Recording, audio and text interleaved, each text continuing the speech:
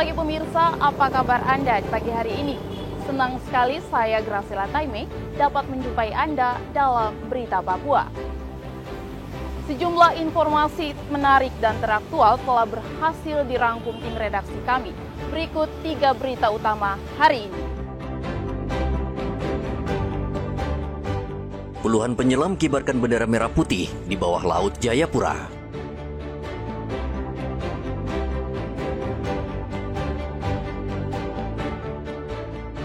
Warga pedalaman Kabupaten Kerom merasa senang karena untuk yang pertama kalinya dapat merasakan kemeriahan HUT Kemerdekaan RI.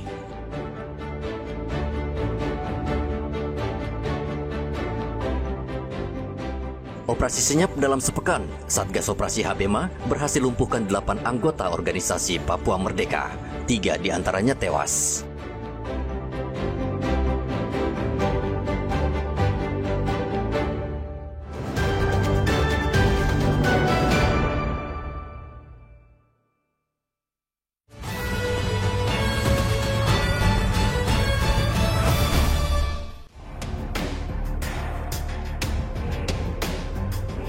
Para penyelam mempunyai tradisi dalam memperingati HUT kemerdekaan, yakni menggelar upacara bendera di bawah laut. Sebanyak 34 penyelam pada hari Sabtu mengibarkan bendera merah putih di kedalaman 12 hingga 15 meter di perairan laut Jayapura. Para penyelam merupakan bagian komunitas penyelam Jayapura bersama aparat TNI dan Polri.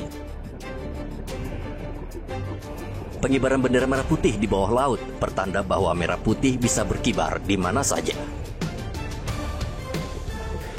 Tentunya ini bukan hanya seremonial biasa, namun bisa menjadi suatu pengingat bahwa kita adalah negara kesatuan Republik Indonesia yang di tanggal 17 Agustus merayakan hari ulang tahunnya.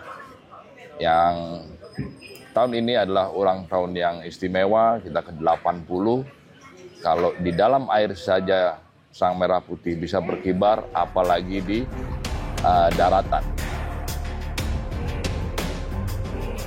Semarak HUT Kemerdekaan Republik Indonesia juga terasa di Kabupaten Puncak Jaya, Papua Tengah.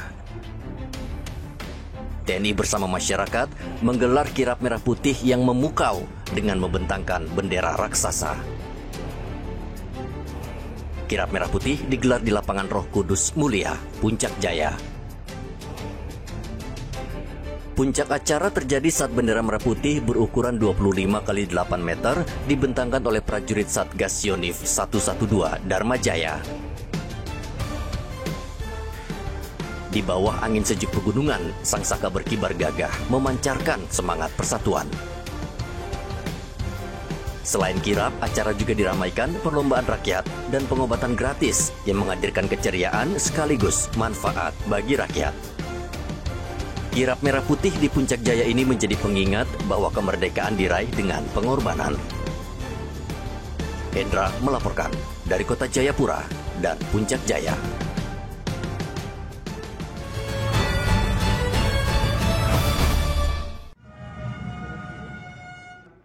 Upacara peringatan detik-detik proklamasi berlangsung di Stadion Mandala, Kota Jayapura pada hari Minggu. Ribuan pelajar TNI dan Polri hadir memenuhi lapangan upacara. Suasana berlangsung hikmat saat dentuman 17 kali meriam mengiringi detik-detik proklamasi.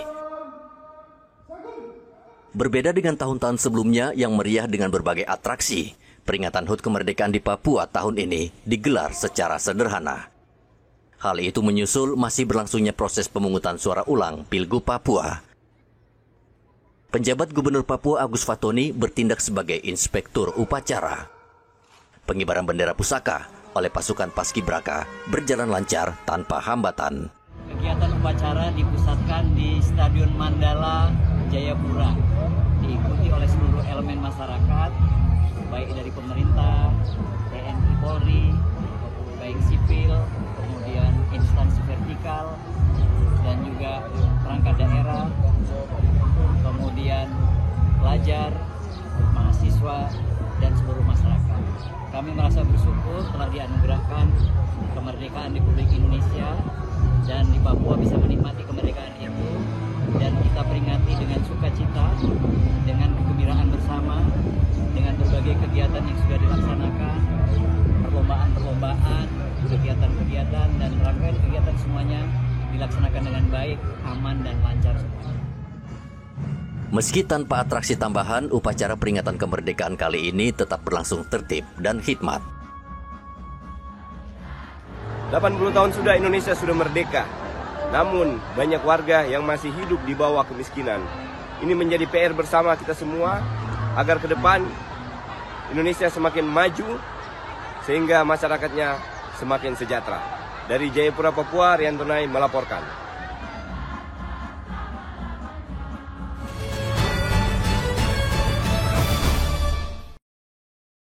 Meski sempat diguyur hujan gerimis, upacara peringatan HUT ke-80 kemerdekaan Republik Indonesia di Papua Tengah tetap berlangsung hikmat. Upacara dipusatkan di lapangan apel kantor Gubernur Papua Tengah, Kabupaten Nabire. Upacara dipimpin langsung oleh Gubernur Papua Tengah, Meki Nawipah, yang untuk pertama kalinya bertindak sebagai pembina upacara sebagai gubernur definitif. Pengibaran bendera berlangsung lancar diawali dengan dentuman detik-detik proklamasi. Di usia 80 tahun Indonesia, harapan kami Papua Tengah berkeadilan dan berjalan di dalam kebenaran sehingga Indonesia semakin maju, Indonesia semakin terkenal, dan Indonesia semakin makmur. Di antara segala bangsa, Indonesia menjadi negara yang berkedaulatan. Sementara itu di Kabupaten Mimika, upacara peringatan HUT ke-80 Republik Indonesia berlangsung meriah meski diguyur hujan. Prosesi pengibaran bendera merah putih berlangsung penuh semangat, disaksikan ratusan peserta dari TNI, Polri, SAR, pelajar, hingga perwakilan organisasi masyarakat. Usai upacara perayaan HUT ke-80 RI di Mimika, dilanjutkan dengan penampilan tarian adat khas Papua, serta berbagai hiburan rakyat untuk memeriahkan suasana. Semua masyarakat langsung dengan peranannya masing-masing terlibat dan mengambil bagian, dan saya lihat ini sesuatu perubahan. Artinya kita bisa kibarkan bendera di jalan-jalan, di mana-mana, semua dihiasi dengan merah putih. Dan ini semua lancar, tidak ada apa-apa yang kita, tidak ada gangguan yang sangat berarti, dan upacara berjalan dengan baik, kenaikan bendera dengan baik, semua penuh dengan hikmat.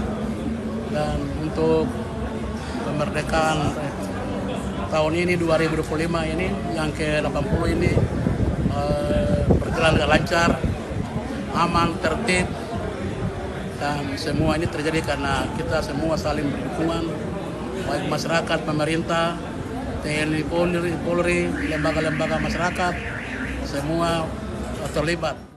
Suasana hikmat dan penuh semangat juga terlihat di lapangan Distrik Waris, Kabupaten Kerom, saat masyarakat bersama aparat keamanan menggelar upacara HUT kemerdekaan. Kepala Distrik Waris Samuel Ibe bertindak sebagai inspektur upacara. Petugas upacara sendiri dijalankan personel Satgas yang sebelumnya melatih para pemuda terbaik Distrik Waris untuk menjadi pasukan pengibar bendera. Kegiatan di Distrik Waris tentunya kami laksanakan dengan baik, berkoordinasi, berkolaborasi bersama dengan baik Polsek Waris dan Ramil Waris, Pos Satgas 512 dan Satgas Maleo. Kami berkolaborasi dengan baik, menghasilkan kegiatan HUT 17 ini dapat berjalan dengan baik. Bendera merah putih berkibar gagah di langit Waris, menjadi simbol tekad bersama dalam menjaga kedaulatan dan persatuan Indonesia. Tim Liputan melaporkan dari Nabire, Mimika, dan Kabupaten Kerom.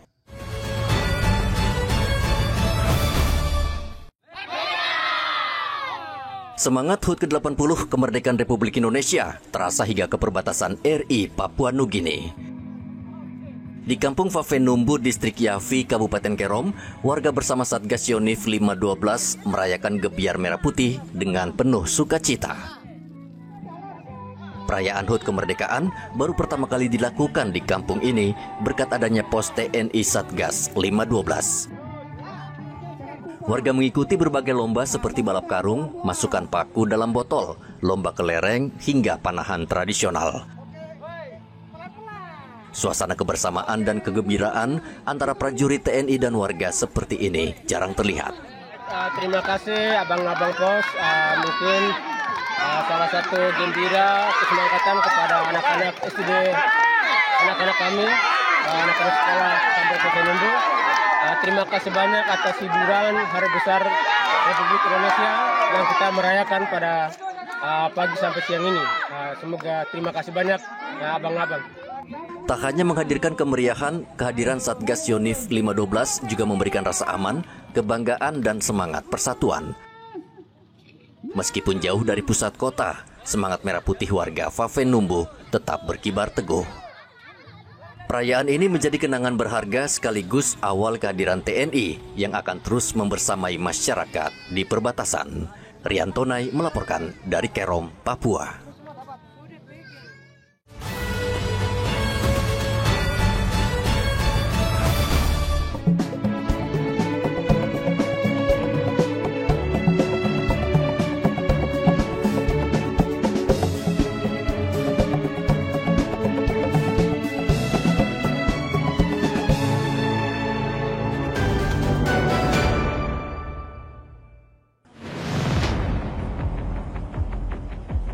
Dalam sepekan, Komando Operasi Habema melumpuhkan 8 anggota organisasi Papua Merdeka dalam operasi penyisiran di sejumlah tempat rawan di wilayah Papua Pegunungan dan Papua Tengah. Dari 8 anggota OPM, 3 diantaranya tewas. Mereka adalah DC Mujijau, Telegius Maiseni, dan Will Mamba. Sementara 5 anggota OPM lainnya mengalami luka tembak. Menurut Komandan Satgas Media Korps Habema Letkol Infantri Iwan Dwi Prihartono, Satgas mengambil langkah tegas dan terukur untuk menjaga stabilitas keamanan saat hari ulang tahun kemerdekaan. Dari seluruh kejadian, tercatat total 8 anggota OPM berhasil dilumpuhkan. 3 diantaranya tewas dan 5 lainnya luka tembak.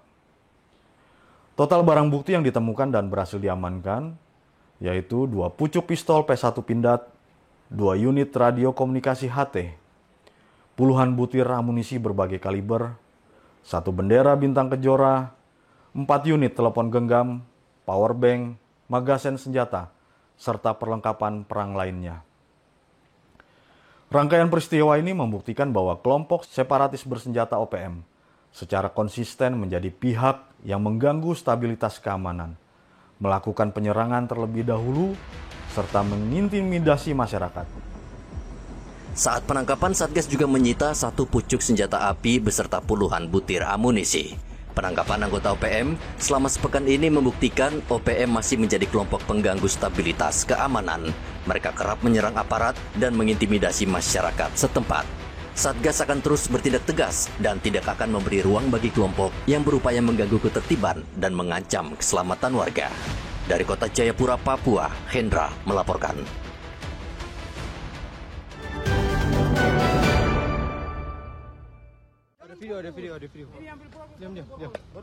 Satgas Penegakan Hukum Operasi Damai Kartens menangkap buronan bernama Konara Enumbi di sebuah honai di Kampung Usir Depan, Kabupaten Puncak Jaya pada hari Sabtu. Kasatgas Humas Damai Kartens Kombes Yusuf Sutejo mengatakan Konara diduga terlibat langsung dalam aksi penembakan yang menewaskan Brigpol Ronald Enoch pada 21 Januari lalu. Saat ini pelaku masih diperiksa intensif di Polres Puncak Jaya. Konara Enumbi merupakan anggota aktif kelompok kriminal bersenjata wilayah Yambi di bawah pimpinan Tenggamati Enumbi. Ia terlibat langsung dalam aksi penembakan terhadap Brigpol Ronald M. Enoch, personil Polres Puncak Jaya yang gugur pada tanggal 20 Januari 2025 di Kampung 55. Dalam aksi tersebut, Konara berperan sebagai pembawa motor bersama Bumi Walo Enumbi saat eksekusi dilaksanakan. Dari hasil interogasi awal diketahui bahwa setelah penembakan, kelompok pelaku melarikan diri ke arah pegunungan dan berpindah-pindah lokasi, hingga akhirnya menyatakan bertanggung jawab atas aksi tersebut di markas kelompok kriminal bersenjata Tenggamati Enumbi.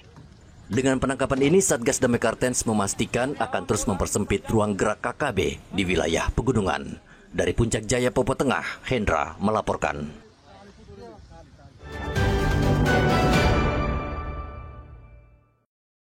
Penyidik Polres Merauke pada hari Jumat menyerahkan 2 tersangka pemuda yang terseret kasus narkoba ke Kejaksaan Negeri Merauke, Papua Selatan. Kedua pemuda ditangkap pada 13 Juli di Jalur 1 Distrik Sota karena kedapatan membawa ganja seberat 17 gram. Penyerahan kedua tersangka berlangsung di kantor kejaksaan dan diterima jaksa penuntut umum, disaksikan kuasa hukum para tersangka. Kasat Narkoba Polres Merauke Ibda Daniel Set Rumpaidus mengatakan berkas perkara kedua tersangka sudah lengkap atau P21 oleh Kejaksaan Negeri Merauke. Para tersangka akan segera menjalani sidang di Pengadilan Negeri Merauke, Papua Selatan dalam waktu dekat. Pelaku menggunakan motor untuk melaksanakan barter ganja di Sota dengan satu buah HP. Jadi ganja ini kemudian 2 pelaku tersebut diamankan oleh Polsek Sota, kemudian dilimpahkan ke sebuah tempat untuk dilakukan proses penyidikan. Jadi setelah pengembangan ini didapatkan bahwa diamankan dari yang bersangkutan itu ada 17 gram narkoba jenis ganja, kemudian kendaraan atau motor yang terpakai untuk transaksi. Kedua tersangka dijerat dengan Undang-Undang Nomor 35 Tahun 2009 tentang narkotika dengan ancaman 7 tahun penjara. Muhammad Ridwan melaporkan dari Merauke, Papua Selatan.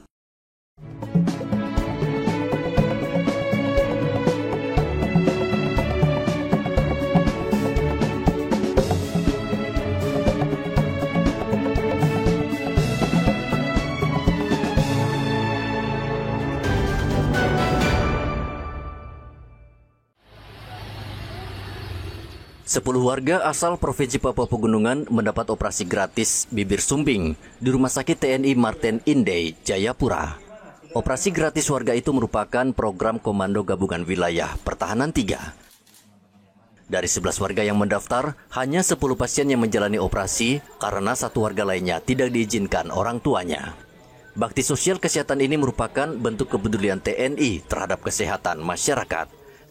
Untuk kegiatan bakti sosial operasi bibir sumbing ini, kita berhasil mengumpulkan 11 sebenarnya, 11 pasien, 1 dewasa, 10 anak-anak.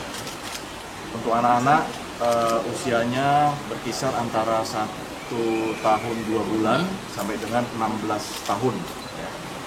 Jadi para pasien ini sudah kita tarik dari wilayah masing-masing, ada yang di Nabire, ada yang di Jayapura, Kerong, dan juga daerah Batas Batu, itu di Kabupaten Duga.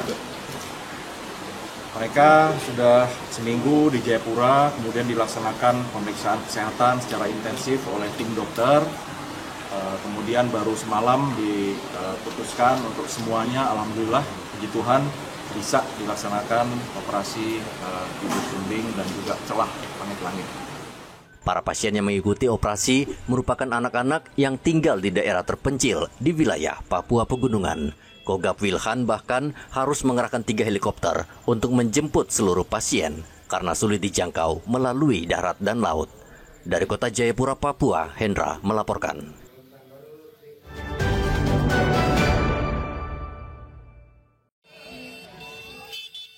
Pasca pemungutan suara ulang pemilihan gubernur Papua, sejumlah aksi unjuk rasa marak terjadi di Papua. Menyikapi hal tersebut, Polda Papua meminta warga yang ingin berunjuk rasa memberitahu ke aparat kepolisian minimal 3 hari sesuai peraturan yang berlaku. Dengan pemberitahuan ini, aparat kepolisian bisa mengantisipasi agar unjuk rasa tidak mengganggu ketertiban masyarakat. Kabid Humas Polda Papua Kombes Cahyo Soekarnito menjamin keamanan masyarakat yang ingin menyampaikan aspirasi. Namun polisi tetap bertindak tegas jika unjuk rasa anarkistis dan mengganggu aktivitas masyarakat.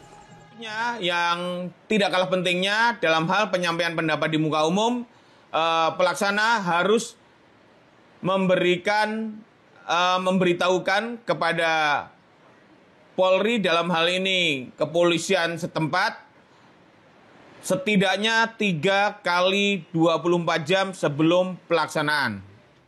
Polda Papua juga mengimbau masyarakat agar menyampaikan aspirasi dengan cara damai dan tidak mudah terprovokasi isu yang bisa memecah persatuan.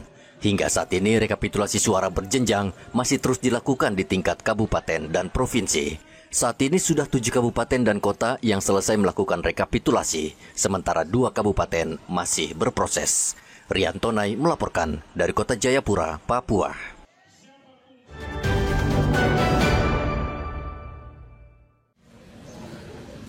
Komisi Pemilihan Umum Kota Jayapura pada hari Sabtu menggelar pemungutan suara ulang untuk pemilihan gubernur dan wakil gubernur Papua di 3 tempat pemungutan suara di Kelurahan Entrop, Distrik Jayapura Selatan.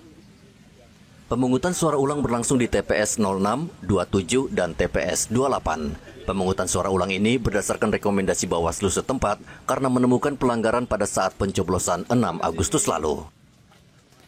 Menurut Ketua KPU Provinsi Papua, Diana Dortea Simbiak, pemungutan suara ulang di ketiga TPS tersebut menjadi catatan bagi penyelenggara untuk memperhatikan lokasi TPS agar mudah diawasi semua pihak.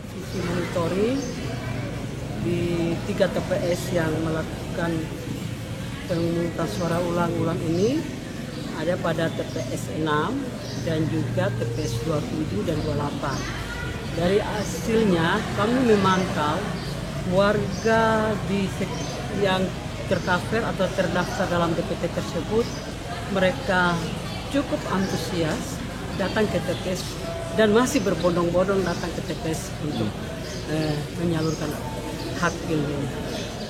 Nah, walaupun dalam situasi dan cuaca yang mendung begini, tetapi mereka sangat semangat untuk datang. Dan kami jadikan ini untuk evaluasi ke depan dalam pemilu-pemilu, agar untuk TPS ini kita tidak lagi menaruh di tempat yang jauh dari di wilayah tempat tinggalnya. Pelaksanaan pemungutan suara ulang pemilihan gubernur dan wakil gubernur Papua di 3 TPS tersebut berjalan aman dan lancar. Ribuan warga datang menyalurkan hak pilihnya. Dari Kota Jayapura, Papua, Hendra melaporkan. Pemirsa, informasi tadi sekaligus mengakhiri jumpa kita dalam Berita Papua. Saya Graciela Taime, mewakili seluruh kru kerabat kerja yang bertugas menyampaikan terima kasih. Selamat beraktivitas. Sampai jumpa. Wanyambe.